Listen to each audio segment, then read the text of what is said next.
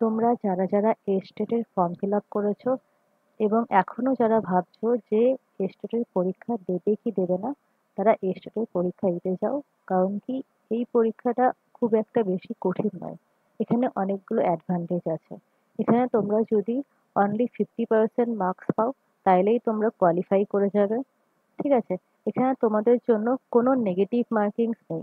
মানে তোমরা যদি ভুল অ্যান্সার দাও তাহলে তোমাদের কোনো মার্কস কাটবে না। তাহলে তোমাদের এখানে নাম্বার তোলা বা পাস করা অনেক বেশি ইজি হয়ে যাবে। ঠিক আছে?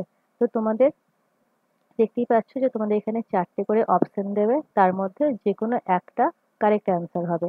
তোমরা যদি কারেক্ট অ্যান্সার দাও তাহলে তোমরা 1 মার্কস পাবে।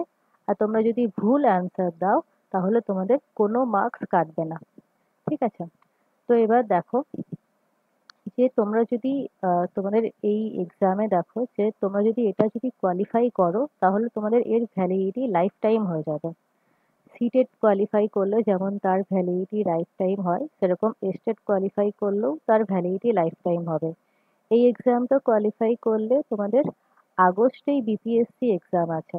ঠিক আছে? বিপিএসসি 4.0 এর এক্সাম আছে।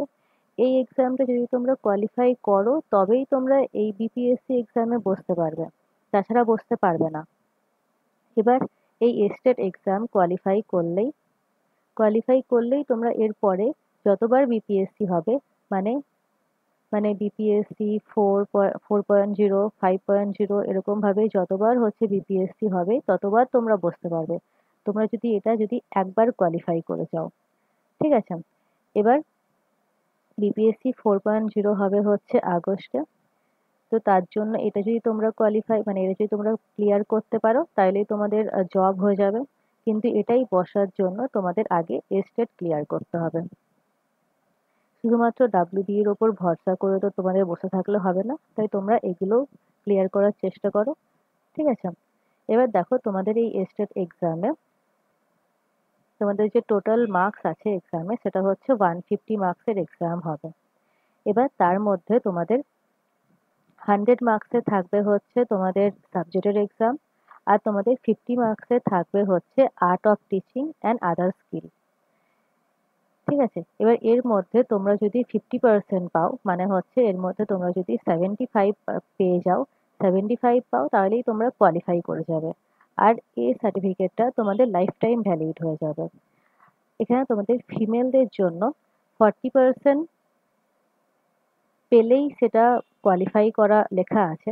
এবার তোমরা যেহেতু আদার স্টেটের হবে, তো তোমাদের এখানে 40% দেবে না 50% দেবে সেটা আমি এখন ঠিকভাবে বলতে পারছি না। ঠিক আছে?